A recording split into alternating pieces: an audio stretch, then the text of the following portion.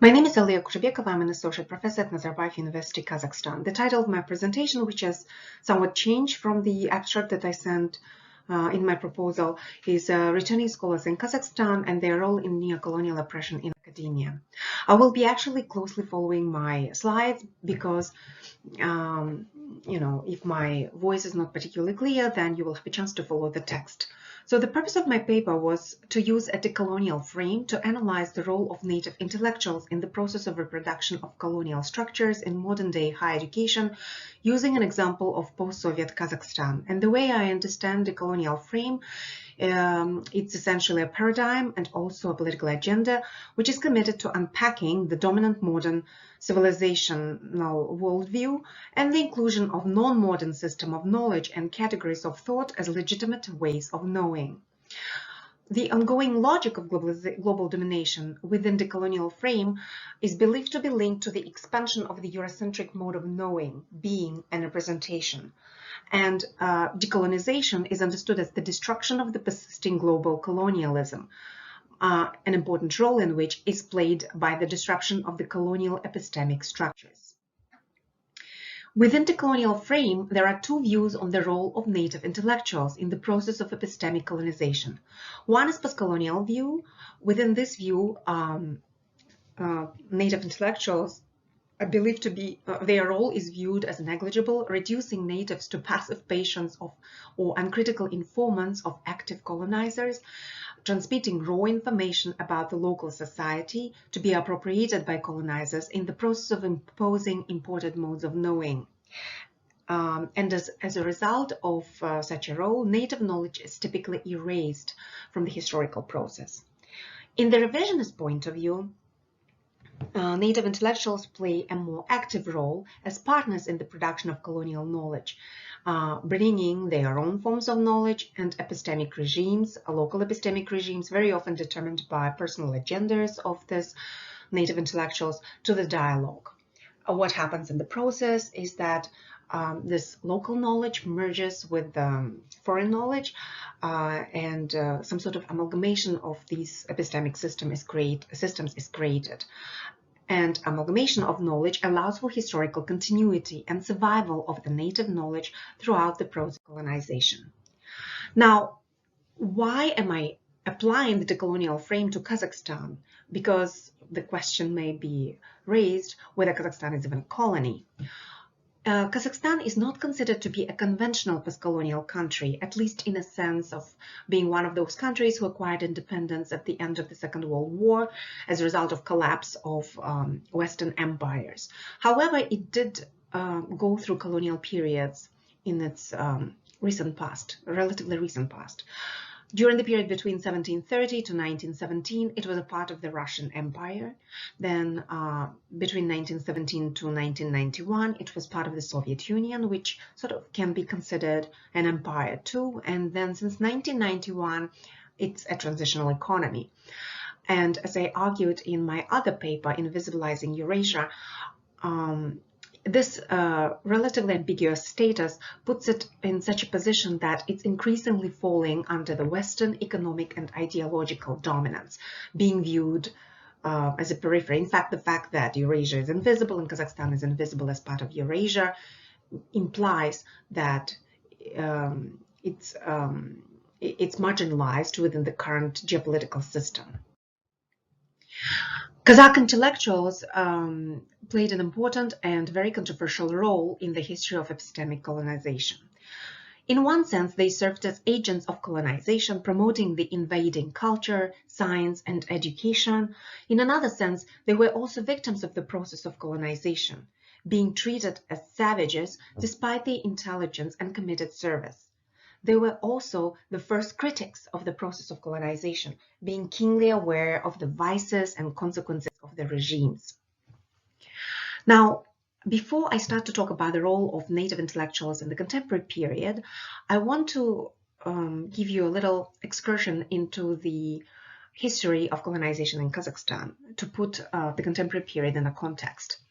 So, during the time when Kazakhstan was part of the Russian Empire, there were essentially two periods. In the early period of colonization, an important role was played by a group of intellectuals whose names are Baykunanbayev, Shokan Valikhanov, and Imbrail Tensarian. One was predominantly a philosopher and poet, one was an educator, and one was predominantly an ethnographer.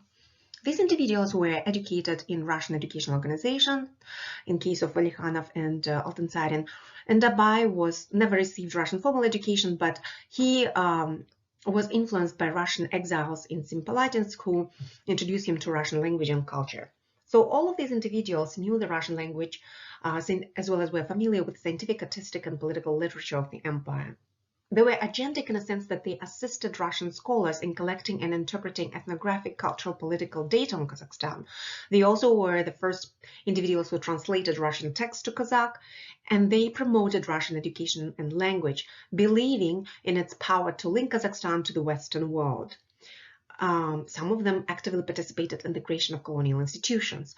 Altensaryan in particular received assistance from the colonial authorities to establish first circular schools in Kazakhstan, and Shokan Valikhanov, in fact, actively participated in military colonization of Central Asia. But they also were passive victims of the regime. They were considered insufficiently civilized in some ways and also politically unreliable. Finally, they played an important critical role. They expressed concerns about exploitation by the colonial apparatus, and they were keenly aware of the vices of the colonizer. They also brought up the next generation intellectuals. Now, during the late period of colonization by the Russian Empire, an important role was played by intellectuals who are historically known as members of the political party Ala Zharda. These individuals were also educated in Russian schools. They were knowledgeable about in Russian language, about Russian science, literature, and art. Most of them were members of the local reformist jihadist movement. This movement was the oppositional movement to Qadimism, and so Qadimism was more a conservative Islamic movement, while jihadism argued against conservative Islamic education and believed in the transformative power of Russian education, secular education. These individuals were allied with Russian liberals also against absolutism in Russia, and they hoped to establish Kazakh autonomy as a result of the Russian Revolution of 1905. They were agentic in a sense that they continued to promote Russian language and education. They participated in the creation of self-governance institution in the steppe, and some also participated in the civil war on the side of the White Army after 1917. But they were also passive victims in many ways, similarly to the previous intellectuals of the previous period. They were also critical of the regime. They believed in the importance of Islam for the local culture, similarly to the opponents, Qadimists. They critiqued the colonial government for destruction of mosques, for the decrease in the number of mektebs and madrasas, which are Islamic schools, for blind Russification, and they planned to establish an independent Kazakh state. Now, if we move to the Soviet period, there were also two periods within the Soviet time. In the early period, the members of Ala Zharda were sort of appropriated now by the Soviet apparatus. They were agentic in a sense that some of them participated in the civil war on the side of the Bolsheviks, not many, but they also took an active part in the universal literacy campaign, serving as teachers, educators, creating the first textbooks, essentially creating Kazakh alphabet, and etc. They were also passive victims of the regime because they were considered unreliable by the Soviets for their prior affiliation with the colonial administration. And they were also critical of the regime. They criticized the Soviet terror, continued to argue for the creation of the autonomous Kazakhstani state. And because they were believed to be unreliable, they were essentially exterminated by the repression machine, and memory about them was erased for the Soviet generations of intellectuals. In the late period of colonization by the Soviets, the new epistemic system relied on Soviet-grown intellectuals. These individuals were educated in central universities in Moscow, Leningrad, Tomsk, Novosibirsk, and other top Russian cities. Some of them were educated in Kazakhstan universities. These individuals were mostly in humanities and social sciences. These were agentic because they became the first Soviet Kazakh intelligentsia and scientists. They participated in the creation of the system of cultural, education, and scientific institutions, and they promoted Soviet ideology. But they were also past victims of the regime.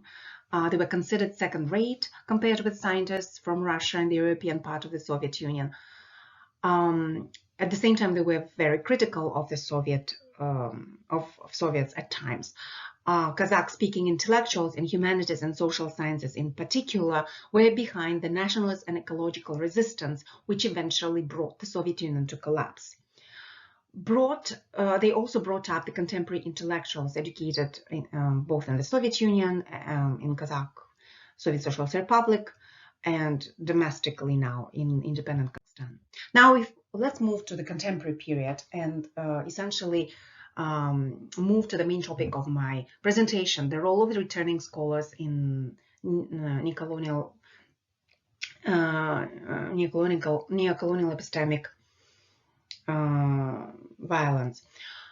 I think that within this contemporary period, there are also two sub-periods. One period I metaphorically describe as ideological dastarkhan. Dastarkhan is a Kazakh word that means round table laid with a variety of foods, usually of celebratory nature, which is a symbol of hospitality, but also diversity of opinion in Kazakhstan, because it's a round table that allows for participation of different people and expression of different views. During this period, Kazakhstan looks for recipes of reforms around the world. It is influenced by international development agencies. Kazakhstan is receiving structural readjustment package in the same way as other transitional economies. But at the same time, it experiences a lack of cadre to conduct the reforms because, as I mentioned, in the Soviet Union, lots of technical and engineering intelligentsia were actually non-Kazakhs. They were residents of the Soviet Socialist Republic, but they came from the European parts of the Soviet Union. And when the Soviet Union collapsed and Kazakhstan became independent, some of these people left for their historic motherlands, for Russia, Germany, Ukraine, and other countries. And Kazakhstan's cadre of intelligentsia depleted. So in order to restore this depleted stock of intellectuals, several scholarships for study abroad were created in Kazakhstan. Some of them were funded by international agencies, but in fact, the most notable and the most famous is Presidential Bolashak Scholarship, which funded education of Kazakhstani talented youth abroad. During this early period of time, Bolashaks were sent to various countries of the world.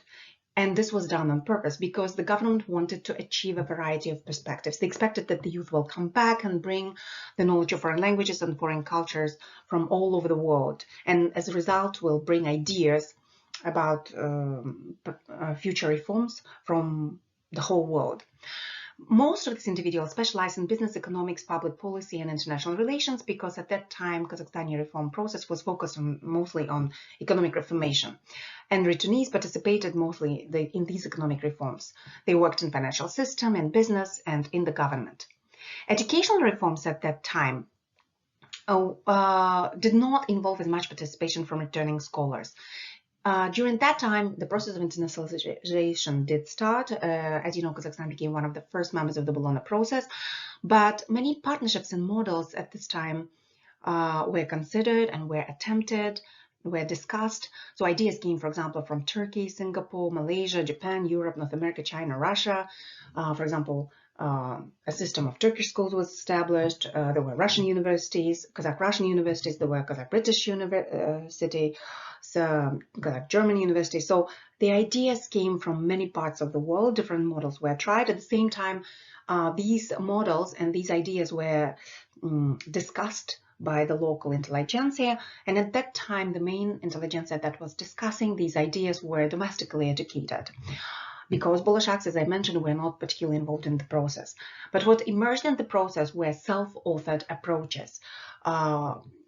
These amalgamated approaches where Western ideas merged with local ideas, where the intellectuals would draw on the best experiences from the Soviet times, on the best experiences from the nearby Russia, but also on Western ideas, Turkish ideas, and ideas from the Asian tigers. The second period I would call McDonaldization of education, and you will understand in a minute why. During this period, a system of educational flagships was created, Nazarbayev intellectual schools and Nazarbayev universities.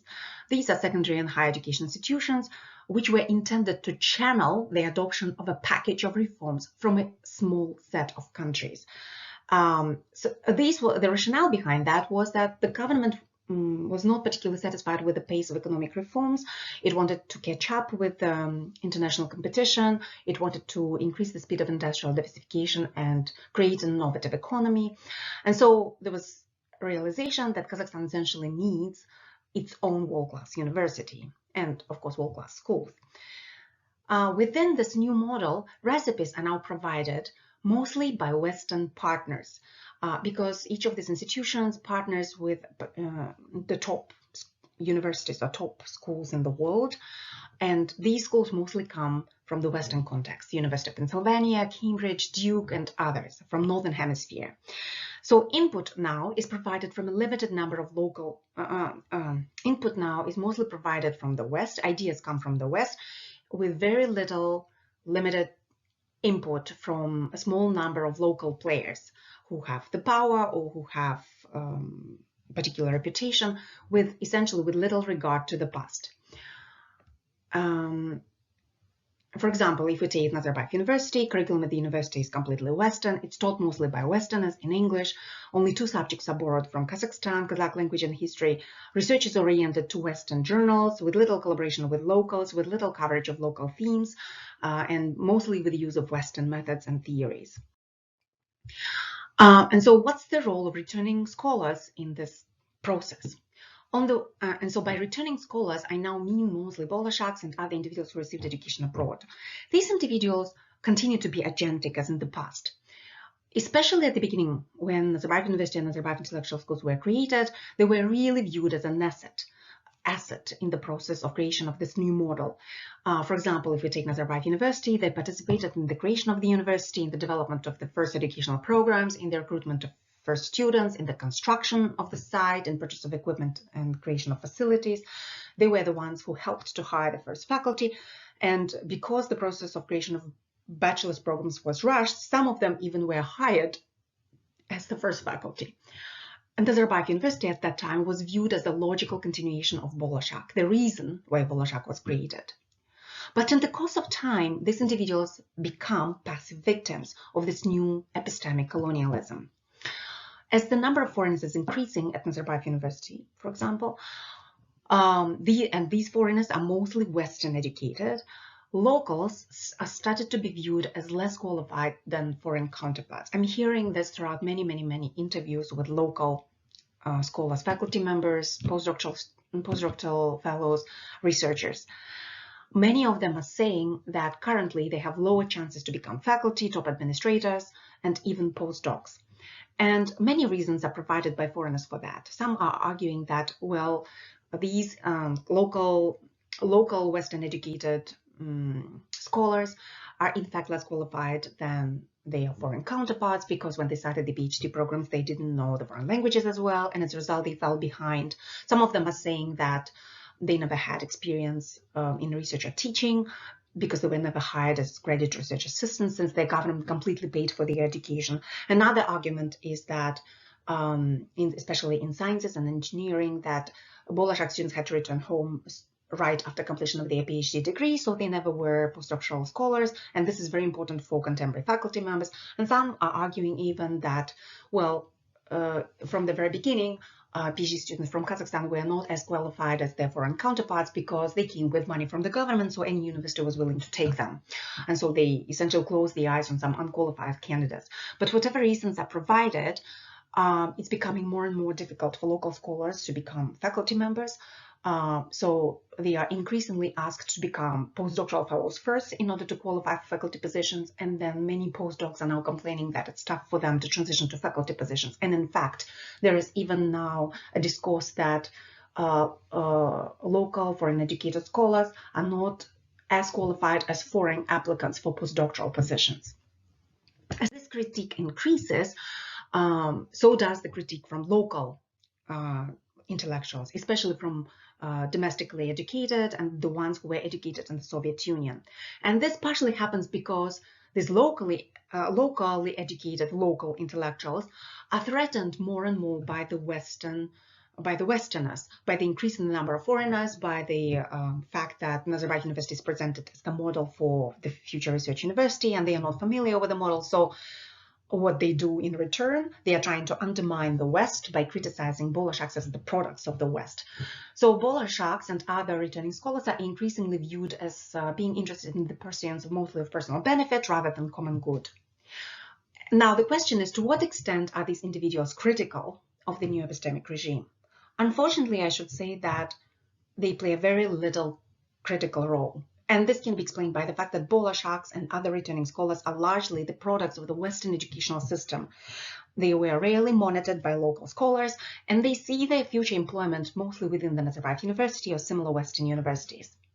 They did start to get organized into young researchers associations, and this process of organization happened somewhat in opposition to Westerners, but the primary goal is mostly to overthrow the old army of scholars and to speed up westernization of research and educational system to create opportunities for themselves outside the Nazarbayev University. So my final slide is essentially, so what and what's next? I think that McDonaldization of education is highly problematic. It leads to the loss of local epistemological independence, and long-term consequence may be loss of native identity and economic and political independence. Emergence of a hierarchy of foreign, followed by foreign educated local, and then domestically educated scholars is a logical outcome of this epistemic violence, and its dangerous development leading to the separation of past and present, separation within the local intellectual circles. Besenova and Medeo, two local scholars, argued in 2016 very optimistically that what we are going to see is the survival of local intellectual influence, because it persisted historically over time, because current intellectuals always communicate and always draw on the ideas of past local intellectuals. I am unfortunately less optimistic. I think that this disconnect between disconnect of Western educated local intellectuals from the domestically educated intellectuals may lead essentially to extermination of local epistemic influences. The question also remains, what will be the fate and the role of Nazarbayev intellectual graduates? So students who were educated at this university, will they become soldiers of the new epistemic regime because they were educated by foreigners mostly? Or they will be different from Bolsheviks and other returning scholars because they never went abroad. They actually stayed in Kazakhstan and they retained local influences. They continued to communicate and to participate in local discourses. So what next?